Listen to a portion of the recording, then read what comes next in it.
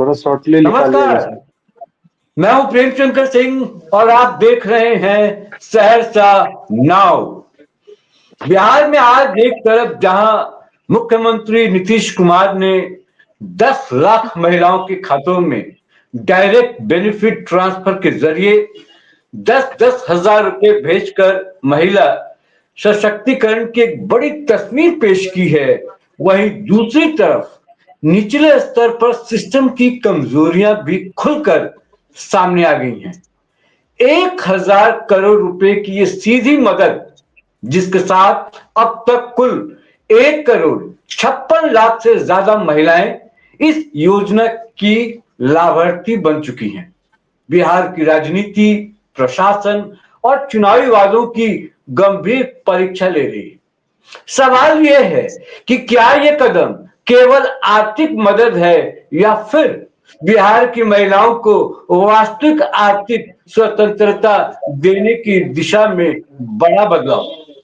और नवादा में महिलाओं का सड़क पर उतरकर विरोध, क्या यह सरकार के इरादों पर सवाल उठाता है या लोकल प्रशासन की लापरवाही का नतीजा है? आज की बहस इसी दोहरी तस्वीर पर, नीतीश मॉडल की प्रशंसा और सिस्टम की खामियों का सामना, दोनों को सामने रखकर।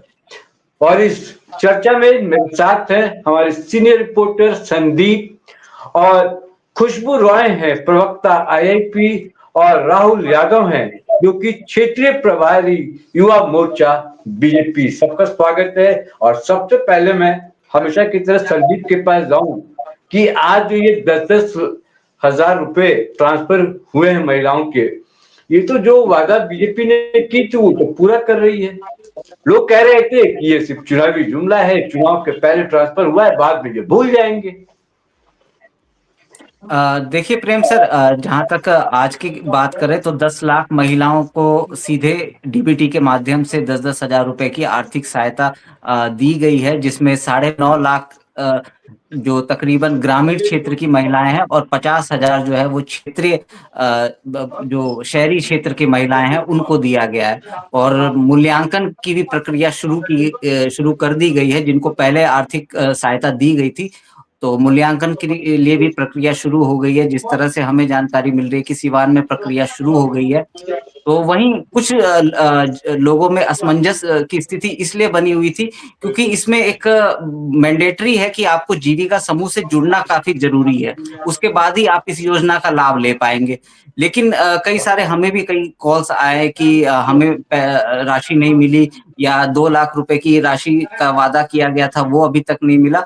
तो जिस तरह से नीतीश सरकार ने भी आज कहा, और जो उनके मंत्री हैं श्रवण कुमार, उनकी तरफ से कहा गया है कि 14 दिसंबर तक चरणबद्ध तरीके से जिनको अभी तक राशि नहीं मिली है, जिन ने अपना आवेदन किया था और जीविका समूह से वो जुड़े हुए हैं, तो उनको भी चरणबद्ध तरीके से 14 दिसंबर से पहले पहले राशि उनके खाते में आ जाएगी। लेकिन अभी भी कई जगहों पर कई लोगों में असमंजस की स्थिति बनी हुई है। हालांकि जिस तरह से कहा जा रहा था कि 1,40,00,000 है, लेकिन जिस तरह से नीतीश कुमार ने आज बयान दिया कि 1,46,00,000 महिलाओं को इसका लाभ मिल चुका, और 10 लाख के जुड़ने से 1,56,00,000 महिलाएं इससे जुड़ गई हैं। लेकिन हालांकि कंफ्यूजन की स्थिति बनी हुई है, और जिस तरह से आपने भी जिक्र किया कि वो निचले स्तर पर जिला प्रशासन में कई जगह पे खामियां देखने को मिल रही है। जी ठीक है। मेरे साथ आईआईपी यानी कि इंडियन इंक्लूसिव पार्टी की प्रवक्ता जो है वो खुशबू रॉय भी हमारे साथ मौजूद है। राहुल जी, मैं आपके पास आऊंगा, लेकिन क्योंकि सवाल यहाँ से ज्यादा उठ रहे थे विपक्ष की तरफ से, महागठबंधन की ओर से, इसलिए खुशबू जी से पहले रिएक्शन लेते हैं कि बताइए खुशबू जी, अब तो आप लोग संतुष्ट होंगे जो वादा सरकार ने की थी वो पूरा हो रही है, महिलाओं के लिए अच्छा हो रहा है? संतुष्टि तब होती जब ये योजना जो है, इस योजना को पहले लाया जाता। नीतीश कुमार जी हमारे मुख्यमंत्री हैं, आदरणीय है, पिछले 20 वर्षों से वो बिहार के मुख्यमंत्री हैं। अगर उन्हें महिलाओं की चिंता इतनी ही सता रही थी और महिलाओं को वो स्वावलंबी बनाना चाह रहे थे, तो ये योजना इन्हें पहले लानी चाहिए थी। अचानक से 2025 के चुनाव से पहले जब एंटी इनकम्बेंसी था, लोग उन्हें नकार रहे थे, लगातार जन समर्थन विपक्ष के साथ दिख रहा था, तब नीतीश कुमार जी का ये पैंतरा अपनाना साफ जाहिर करता है कि ये महिलाओं को प्रलोभन देकर वोट अपनी तरफ खींचने की एक बहुत बड़ी साजिश थी।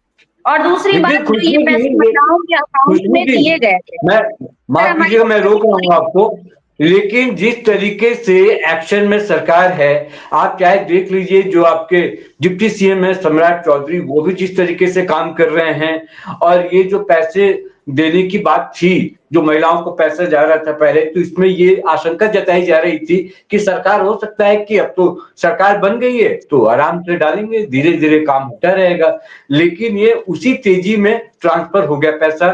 और दूसरी तरफ जो बुलडोजर की कार्रवाई हो रही है, यानी कि हर मोर्चे पर सरकार ने जो जो वादे किए थे उस पर चलना शुरू कर दिए। तो आप जो कह रही हैं उसको लेकर मैं ये जानना चाहता हूँ कि सरकार जिस दिशा में जा रही है, आपको भविष्य क्या मिलता है? मैं आपने बुलडोजर की बात की, माननीय उप मुख्यमंत्री जो है सम्राट चौधरी जी बुलडोजर चलवा रहे हैं, लेकिन सवाल ये उठ रहा है कि क्या सभी भूमाफियाओं पे, बड़े बड़े लोगों पर जिन्होंने हजारों करोड़ एकड़ हथियार रखे हैं, उन पर बुलडोजर चल रहे हैं? जवाब है नहीं। बुलडोजर सिर्फ और सिर्फ गरीबों के घर पे चल रहे हैं जिनके पास रहने के लिए जमीन नहीं है। मैं मानती हूँ वो अतिक्रमण है, उन्हें हटाया जाना चाहिए, मैं इस बात से डिनाई नहीं कर रही हूँ, लेकिन उससे पहले उन्हें नोटिस दी जानी चाहिए और उन्हें विस्थापन का जगह देना भी सरकार का ही दायित्व है। अगर वो वहां से हटेंगे तो रहेंगे कहाँ? फिर वो किसी और जगह जाकर रहेंगे, क्योंकि कोई भी व्यक्ति अपने पर्सनल प्रॉपर्टी पर उन्हें जगह नहीं देने वाला है। वो फिर कहीं ना कहीं सरकारी जगह पर जाएंगे, फिर उन्हें हटाया जाएगा और ये प्रक्रिया ठीक चलती है, रहेगी। सम्राट चौधरी ठीक है। को समर्थन देने वाले जो इसका सकल जवाब देव इसका गण है, जवाब राहुल उनका जी भी से ले इस लेते दो हैं। माफियाओं में राहुल आता जी है। से जवाब लेते मैं हैं। पूछना राहुल चाहूंगी जी, सम्राट चौधरी जी से कि क्या उन्होंने उनके ऊपर कार्रवाई के बारे में सोची है, या जो जमीन ठीक उन्होंने है, हथियार कर रखे हैं गरीब के, उसके बारे में वो सोचेंगे आगे? ठीक है, इसका जवाब देते हैं। राहुल जी, दो सवाल मैंने खुशबू से लिए थे, एक तो एक्शन में सरकार है और उसी का नतीजा है कि डायरेक्ट आज 10 लाख महिलाओं के खाते में पैसे चले गए, ये बहुत अच्छी खबर है और महिलाएं भी बिहार में बहुत खुश हैं क्योंकि वो स्वावलंबी हो रही हैं। दूसरी तरफ एक और बात की भी चर्चा है, जो कि सम्राट चौधरी जिस तरीके से एक्शन में, या कह लीजिए योगी मॉडल को जिस तरीके से बिहार में लाया जा रहा है, उसको लेकर भी चर्चा हो रही है। हालांकि कुछ अच्छे काम जब होते हैं तो कुछ क्रिटिसाइज भी होते हैं। इन दोनों सवालों का जवाब मैंने इसलिए खुशबू से लिया क्योंकि दोनों की चर्चा हो रही है बिहार में और खूब चर्चा हो रही है। और क्योंकि एक सवाल इसके साथ जुड़ ये गया कि गरीबों के साथ गलत हो रहा है, उनको अलग बसाने की बात नहीं हो पा रही है, अगर वहां से हटाया जा रहा है तो कहाँ लेकर जाया जाएगा, इसकी योजना नहीं है, इसकी वो नीति नहीं बनाई गई है। इस पर आप सुझाव चाहेंगे? बहुत बहुत धन्यवाद आपका। और आज तो बिहार के अंदर चुनाव के बाद जो हमारी माताएं बहनें हैं उनके बीच में खुशी का माहौल है। आप जब देखेंगे तो जो लोग कहते थे कि ये चुनावी वादा है, उनको आज दिख रहा होगा कि किस प्रकार से नीतीश कुमार जी के में बिहार की महिलाओं का विश्वास है। उस विश्वास पर खरे उतरने का काम आज नीतीश कुमार जी की सरकार, एनडीए की सरकार ने किया है। पूरे सिस्टम में जब आप कहेंगे कई जगह रहती है कुछ समस्याएं होती है, उसका निराकरण धीरे धीरे हो जाता है। सरकार हमारी अभी नई नई बनी है, बहुत पूरे एक्शन में है। सरकार में ना एनडीए का फंडा है, ना किसी को बचाते हैं ना किसी को फंसाते हैं, और हमारा अपना मॉडल है। आपने कहा कि सम्राट चौधरी जी बिहार के अंदर क्या योगी मॉडल लागू करना चाहते हैं। मैं आप ही से पूछना चाहता हूं, योगी मॉडल होता क्या है? जिस व्यक्ति ने 1990 के बाद बिहार के अंदर में 3 कट्ठा जमीन लिया और 9 कट्ठा कब्जा कर लिया, क्या जो जिनका 6 कट्ठा जमीन है उनको मिलना चाहिए कि नहीं मिलना चाहिए? अगर उस पर बुलडोजर एक्शन हो रहा है तो ये खड़ा भी नहीं है। बात रही जो इनक्रॉच करके सड़क के किनारे हैं, उनके बसावट के लिए सरकार गंभीर है और उनके लिए भी चिंतित है सरकार। उनको देने के लिए उनके लिए अलग से एक योजना है। आप जानते हैं कि बिहार सरकार जमीन परचेज करके और उसमें वैसे लोगों को बसाती है, लेकिन कभी कभी नगर परिषद का वो एक्शन होता है अपना, जो लोग इनक्रॉच सड़क के किनारे कर लिए हैं उनको हटाने का है। उसमें थोड़ी सी सावधानियां लोग बरतते हैं, अलाउंस करवाते हैं, पूरी प्रक्रिया अपनाते हैं उसकी। अगर प्रेम इसके जी, बावजूद लोग मैं नहीं पूछना हटाते हैं चाहूंगी, तो फिर मैं से राहुल उनके जी से ऊपर पूछ ये उनके ऊपर ये कार्रवाई करनी पड़ती है मजबूरन, कि चूंकि जब बार बार हम लोग आग्रह करते हैं तो आग्रह के बावजूद अगर वो बात नहीं मान रहे हैं तो प्रशासनिक रूप से प्रशासनिक अमला अपना राहुल जी, काम आपकी करती है। सरकार बिहार में और पहली बार बनी है क्या? राहुल जी, मैं पूछना चाहूंगी नहीं, आपसे, क्या आपकी सरकार बिहार में पहली बार बनी है या पिछले 20 वर्षों से है? जब पिछले 20 हमारी वर्षों से सरकार आपकी पिछले ही 20 सरकार वर्ष है से और है आप और ये हर कह रहे हो क्षेत्र कि में धीरे-धीरे विकास के समस्याओं पैमानों पर समाप्त की जाएगी, पूरे तो कब समाप्त की पूरे जाएगी? 16 आना आपका खड़े योजना खड़ी था है। 2024 में पूरे बिहार वासियों को छत की मकान देना, ये आपका योजना था। अभी तक पूरे बिहार वासियों को पक्के का मकान मिल पाया है क्या? इसका जवाब देंगे आप? सभी योजनाओं और पर काम चल रही है। पक्के मकान, जहां तक प्रधानमंत्री आवास की बात है, जो गरीब है उनको मिल रही है। शहरों के अंदर में शहरी विकास योजना के अगर तहत अगर ऐसे आपको सरकार मकान की बन योजना रहे हैं। जो आवास मिल पीड़ित रही है लोग तो हैं फिर आवास उनको ये तोड़ने की उपलब्ध आवश्यकता कराया क्यों जा पड़ रहा है। गई? फिर आवास तोड़ने की आवश्यकता क्यों पड़ गई जब उन्हें आपने घर दे दिया? अगर वो घर मिल गया उन्हें, अपने जगहों नहीं, पर मिल गया, तो आज उनके घर आप को तोड़ने की आवश्यकता आपको क्यों पड़ रही है? खुशबू जी, प्रशासनिक व्यवस्था है जो इनक्रोच करके रखेंगे उनको हटाना पड़ेगा। ये आम सिविलियन का अधिकार है और उनको दिक्कत नहीं हो इसके लिए सरकार प्रयासरत रहती है। और जो लोग हैं उनसे बार बार प्रशासन आग्रह करता है कि आप अपने स्तर से उसको हटा लें। उनको अगर वो नहीं मानते हैं तब कानून के दायरे में जाकर के उस इंक्रोचमेंट को हटाने के लिए कभी कभी प्रशासनिक अमला को अपना प्रयोग करना पड़ता है। और लोग बार बार चाहते हैं कि कोई गरीब गुजरे नहीं। बिहार सरकार ऐसे लोगों को बचाने के लिए लगातार प्रयासरत है। और जो लोग हैं लेकिन बिहार के अंदर, राहुल जी इस वक्त ये सवाल कर रहा है कि ये जो 10,000 रुपए जो अचानक ट्रांसफर चुनाव से पहले हुए, फिर चुनाव के बाद भी हो रहे हैं माफ कीजिएगा, चुनाव से पहले नहीं जो हो प्रेम रहे जी, हैं, मैं तो ये आपको चुनाव की के बातों को दौरान ही क्यों काटूंगी। हुआ आचार संहिता और इसके लगने के पहले भी ये बाद, कर सकते थे? आचार ये खुशबू संहिता जी का लगने भी के बाद सवाल है। प्रेम जी, आचार संहिता लगने के सर बाद महिलाओं के अकाउंट में पैसे ट्रांसफर किए गए सर हैं। 6 तारीख को, 7 जीविका तारीख को, 8 दीदियों तारीख को, का 10 तारीख काम को वर्षों हमारे से पास बिहार इस के बात का अंदर में है। प्रमाण है। एक जीविका मिनट, दीदियों लेकिन का खुशबू जी काम ये बिहार तो के अच्छी अंदर, खबर है। 2 करोड़ करीब महिलाएं हैं, उन महिलाओं में आपके ताती तत्व समाज के भी लोग हैं, जो पिछड़ी महिलाएं हैं वो भी हैं। और मान लीजिए देर से ही सही, लेकिन उनके अकाउंट में अगर 10,000 रुपए जाता है किसी महिला के अकाउंट में, तो सोचिए कि वो किस ये तरीके से बहुत अच्छी स्वावलंबी बात है बनती है। प्रेम जी, इस बात से हमें आपत्ति नहीं है कि क्यों दी गई। इस बात से आपत्ति है कि निर्वाचन आयोग के नियम को ताक पर रख कर दिया गया। मतलब हमारा देश अब बिना कानून का चलेगा, बिना संविधान का चलेगा, बिना प्रोसेस का चलेगा। अगर निर्वाचन आयोग ने आचार संहिता बिहार में लागू कर दिया था तो इस प्रोसेस को या तो आपको पहले करनी चाहिए थी या बाद में करनी चाहिए थी। कानून सबके लिए बराबर होता है और अगर किसी ने कानून तोड़ा है तो फिर वो अपराधी कहलाता है। तो क्या ये चीज एनडीए वालों पर लागू नहीं होता है? क्या उन्होंने कानून को नहीं तोड़ा है? राहुल जी क्या कानून तोड़ा है आपने? सर आचार संहिता से पहले हमारी सरकार ने इस चीज को घोषणा किया है। और पैसे ट्रांसफर हो रहे हैं, वो प्रक्रिया है, वो रुकने वाली प्रक्रिया नहीं है। और जीविका दीदी अगर आत्मनिर्भर हो रहा है तो उसमें विपक्ष को दर्द क्यों हो रहा है सर? हमारी माताओं लेकिन का गंभीर बात आशीर्वाद है, एनडीए सरकार पर है और मैं आता हूँ। वो राहुल आशीर्वाद जी दिखा है। राहुल जी अभी आता अभी हूँ आपके पास। खुशबू जी की पार्टी गई नहीं है।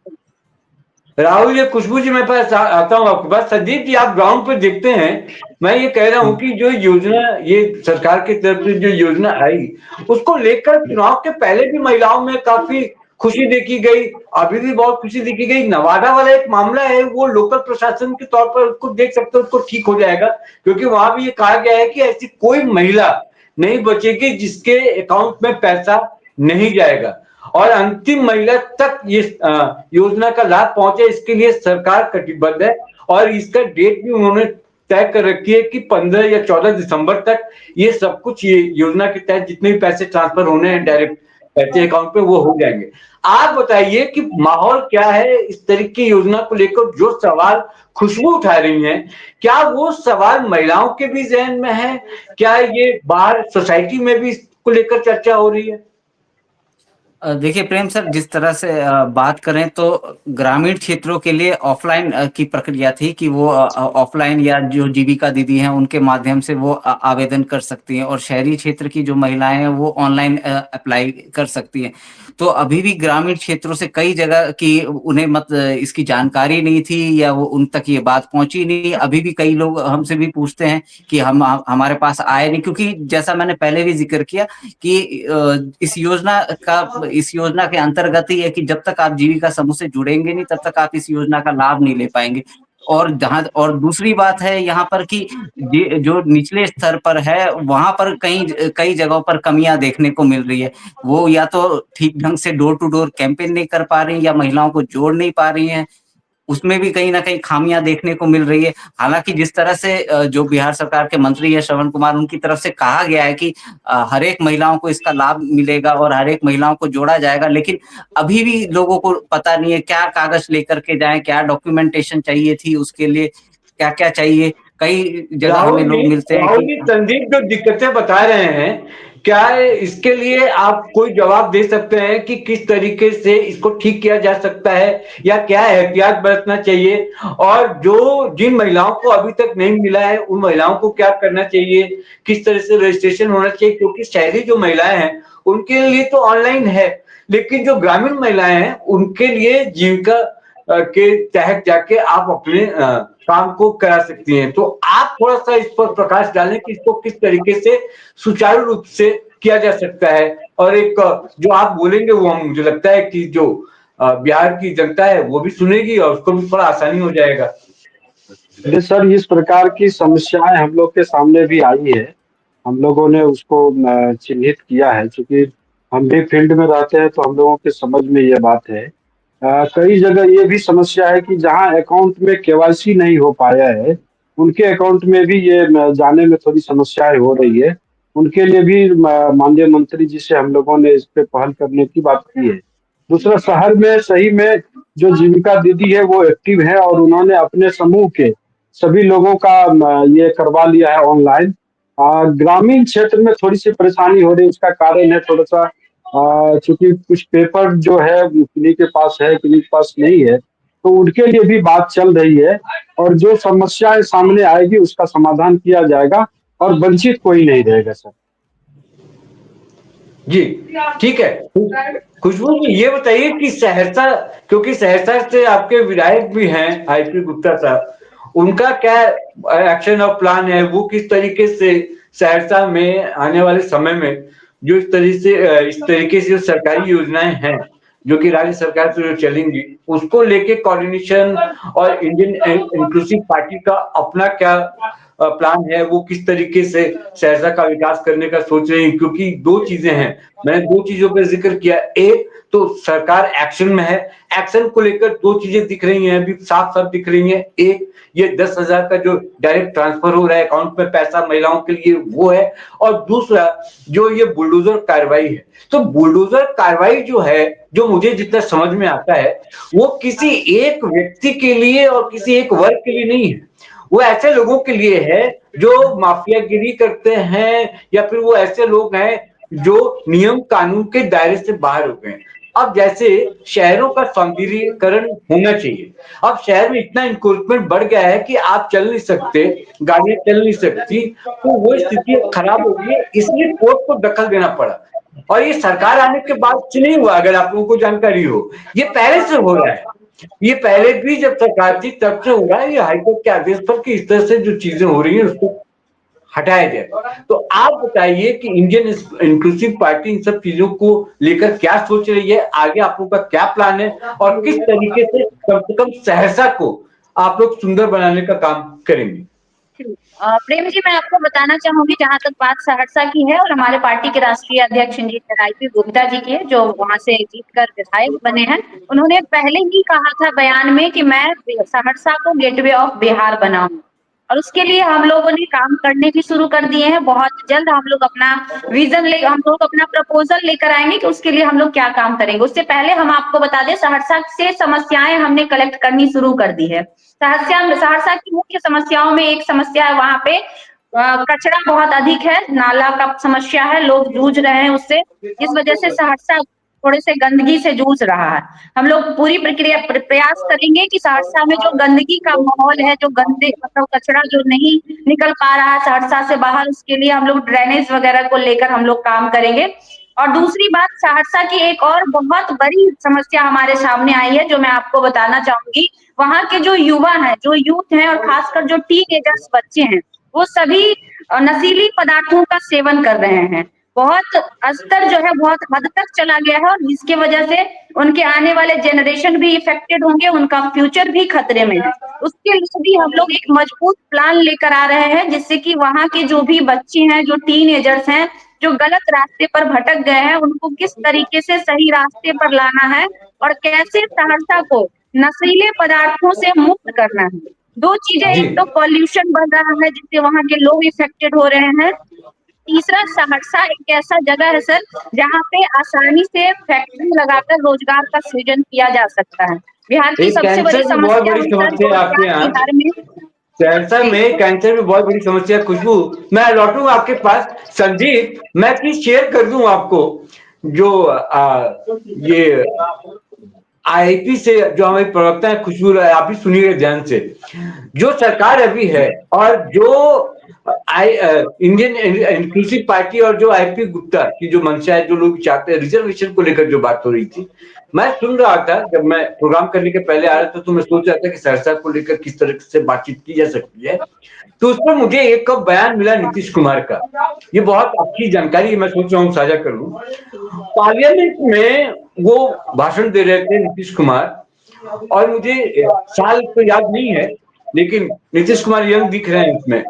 उस समय उन्होंने ताकि तत्व के लिए सवाल उठाया, आवाज उठाई, और उस समय भी सरकार से उन्होंने कहा कि भाई ताकि तत्व को रिजर्वेशन दी जाए, और उसको लेकर वो बहुत ही पॉजिटिव दिखे।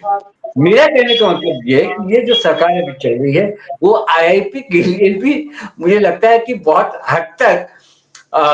हद तक सहयोगी के रूप में कह लीजिए, या जो रिजर्वेशन बहुत बड़ा कंसर्न है आईपी गुप्ता का और इंडियन इंक्लूसिव पार्टी का, उस रिजर्वेशन वाला जो कंसर्न है वो कंसर्न नीतीश कुमार के लिए। तो अगर सही तरीके से टैकल हो तो शायद इनकी बहुत बड़ी समस्या, सबसे बड़ी समस्या और सबसे बड़ा मुद्दा जो है वो हल हो सकता है। खुशबू, मेरे दिमाग में आया तो मैंने सोचा इसको शेयर कर दें। खैर, अंतिम सवाल, प्रोग्राम अब खत्म करने का वक्त आ रहा है।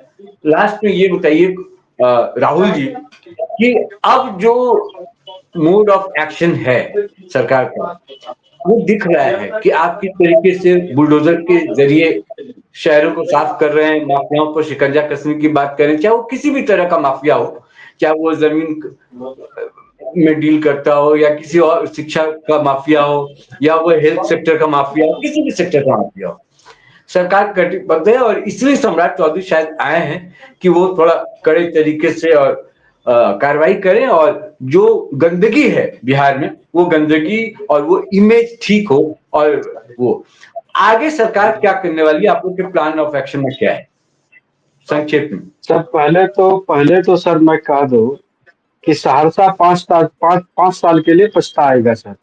सहरसा पहले से गेटवे ऑफ कोसी है। विकास पुरुष दिनेश चंद्र यादव जी ने गेटवे ऑफ कोसी का निर्माण किया। आईपी गुप्ता जी ने यहाँ के लोगों को भ्रमित करने का काम किया। वो कहीं से अभी तो दिख भी नहीं रहे सहरसा के अंदर में, कहीं वो नजर नहीं आ रहे हैं। आप पूरे जो हमारे आलोक रंजन जी माननीय पूर्व विधायक पूर्व मंत्री थे, वो घर घर जाते थे। आज सहरसा के लोग अपने आप को अब ठगा सही मुद्दे महसूस पर आ कर रहे रहे हैं। हैं अब कि वो अब वो राहुल जी, मैं आईपी काटना गुप्ता जी चाहूंगी आपको। आईपी गुप्ता जी सबसे कहीं पहले सहरसा में खुशबू जी, दिख मैं नहीं आपको रहे जवाब सर। दूंगा। और आपको बोलने का मौका जो दूंगा। बात खुशबू जी ने कही है, खुशबू जी, वो काम आपको हमारी बोलने का मौका सरकार दूंगा। पहले से ही मैं रही तो है। वही मिली और राजनीति। सहरसा सर 2 विधानसभा में कह रहा हूँ, सहरसा और मैसी दोनों ठगा गया है सर। लेकिन हम सभी एनडीए के जो लोग हैं, वो विकास आ के रहा हूँ, आ रहा पैमाना हूँ। पर खड़े रहते हैं। विकास से किसी को अछूता नहीं रहने देंगे। सहरसा में प्रेम बाबू आप जानते होंगे, विकास पुरुष आदरणीय दिनेश चंद्र यादव जी ने खुशबू जी, पहले गेटवे ऑफ आवाज कोसी का आपकी नहीं जा निर्माण रही है। कराया है। खुशबू जी, आवाज सहरसा नहीं जा का रही है। बलुहा पुल और जो बाईपास है, आप वो प्रधानमंत्री आपको मैं नरेंद्र मोदी आऊंगा, जी का देन है। आपको बोलने का मौका दूंगा। खुशबू जी, आपको बोलूंगा। जी राहुल जी, आप सर संक्षेप में जल्दी से सर पूरा कीजिए, फिर मैं सर खुशबू जो से जवाब में जो खत्म करूँ। सर जो विजन दिखा के गए हैं वो आदमी दिख नहीं रहे हैं। और खुशबू जी के ठीक है, अध्यक्ष जी ने कहा जवाब है ले लेते हैं, कि हमारी बात जवाब जो ले लेते हैं। मानेगा, हमारी सरकार कटिबद्ध है, हम किसी को भी पिछड़ने नहीं देंगे, हम किसी को भी बिछड़ने नहीं देंगे। ये भी हमारे ही लोग हैं और हमारे साथ ही आएंगे। ठीक है, ठीक है, खुशबू सबसे जवाब पहले दे तो दीजिए। प्रेम जी मैं क्लियर कर दूं कि सहरसा से पूर्व विधायक आलोक रंजन जी को नकारना ही ये प्रमाणित करता है कि सहरसा की जो जनता थी उनको कितना ठगी गई थी और सहरसा की जनता को सर क्या हमारा, चाहिए हम था। तो जीते अगर हुए अगर लोग वो हैं, विकास होते, हमारा अगर वोट वो सर विकास होती तो प्रतिशत सहरसा की देख लिया जनता जाए इस सर बाहरी कि बेटे हमारे को कभी 2000 मौका वोट नहीं से देती। छूटे हैं। सहरसा हमारे की वोट जनता किशोर जनता कुमार इतनी मुन्ना जी ने नाराज कुछ थी भ्रमित करके आलोक लोगों रंजन को से, लिया है, नहीं इतनी तो हमारा नाराज सीट थी तो वो आलोक जीता हुआ रंजन सीट है सर, आलोक रंजन और जी के आगे भी हम ही रवैये ने जीतेंगे सर। उन्होंने एक बाहरी बेटे को अपने घर में सम्मान दिया, प्यार दिया, आशीर्वाद दिया। इसके लिए तहे दिल से पूरी आईआईपी पार्टी सहरसा का आभार व्यक्त करती है। ये सहरसा के लोगों ने साबित कर दिया कि अपना बेटा अगर नालायक हो जाए तो लोग लोग पड़ोसी के बेटे को भी बेटा बनाकर ठीक अपने है, लिए खराब कर ठीक है, सकते हैं। ये संदीप एक सहरसा की छोटी सी जनता ने टिप्पणी आप साबित कर कीजिए, दिया। फिर और खत्म करते हैं। जहाँ तक ठीक है, बात सहरसा में नहीं नजर आने की है तो इनमें भी इन्हीं लोगों की गलती ठीक है। है, अभी तक ठीक इन है, लोगों ने संदीप छोटी वोट टिप्पणी की कीजिए। प्रक्रिया नहीं करवाई है।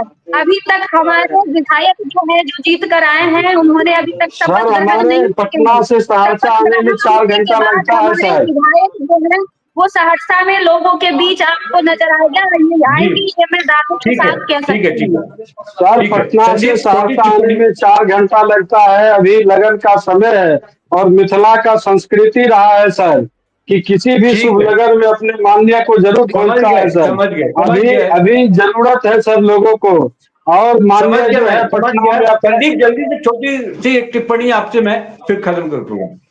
सर जिस तरह से राहुल जी ने कहा कि सहरसा की जनता ठगी गई है। खैर, जनता का जनादेश है, उन्होंने जिसको जिताया उसका सम्मान करना चाहिए सबको। और दूसरी बात है, जहां तक राहुल जी की बात से, एक बात से मैं किसी पार्टी से नहीं हूं, लेकिन जो हम ग्राउंड लेवल पे देखते, शायद खुशबू जी को जानकारी नहीं हो, लेकिन जहां तक हमें जानकारी मिली है, कंफर्म नहीं हूं, जो इनके पार्टी के अध्यक्ष है वो अभी फिलहाल लखनऊ में है, तो इनका कहना भी सही है। लेकिन जिस तरह से 5 साल का अभी समय है, तो आएंगे, देखते हैं क्या करते हैं। जनता रणदीप ने जी उनको मैंने बताया ना कि जनता जो लेट हो रहा है तो ये भी एनडीए जनता ने वालों की विश्वास वजह से हो रहा जनता है क्योंकि शपथ ग्रहण की प्रक्रिया अभी तक नहीं हुई है। ओथ नहीं नहीं ली हुई गई है। है जिस वजह से लोग एक असमंजस हैं। 1 तारीख को होने एक वाली है। खुशबू जी एक वोट तारीख मांगने के समय ठीक वोट है, का जरूरत नहीं होता है, वोट एक तारीख वोट को के समय तो सब दिन शपथ कहते हैं। ग्रहण होना है, उसके बाद देखते हैं ग्राउंड लेवल पे कितना काम होता है। ठीक है, बिल्कुल बिल्कुल, ठीक है, मैं आश्वस्त फिर आप ठीक करती है, हूँ खुशबू जी इसके बैठ लिए के आगे डिबेट बढ़ते करेंगे रहिए। सर। ठीक सहरसा है। की जनता ने वक्त सही में वक्त नहीं राजनीतिक था, नेता जी को मौका वक्त दिया है। नहीं था खुशबू जी, 100% वो राहुल जी। उम्मीद पे खड़े उतरेंगे। सर हम सभी ठीक है, तटस्थ हैं प्रेम वक्त बाबू, नहीं था। हम अपनी अंत में, योजनाओं का अंत लाभ लेने में, नहीं देंगे। हमारी सरकार जो अंत योजनाएं में करेगी राहुल जी, हम लोग गिन गिन के बताएंगे जनता को राहुल जी सर। अब फिर मिलेंगे, फिर बात होगी। राहुल जी, अंत में तस्वीर साफ है। अंत में मैं कंक्लूड कर रहा हूं, अंत में तस्वीर बेसिकली साफ है। 10 लाख महिलाओं को एक साथ आर्थिक सहायता देना निश्चित रूप से एक बड़ा कदम है और इससे इनकार नहीं किया जा सकता कि बिहार सरकार ने महिला सशक्तिकरण को चुनावी वादा नहीं बल्कि निरंतर चलने वाली प्रक्रिया बनाने की कोशिश की। लेकिन साथ ही नवादा जैसी घटनाएं ये भी याद दिलाती हैं कि किसी भी योजना की सफलता सिर्फ घोषणा से नहीं बल्कि जमीनी स्तर पर पारदर्शी और समयबद्ध क्रियान्वयन से तय होती है, यानी कि एक्शन से तय होती है। आज की बहस का सार यही है।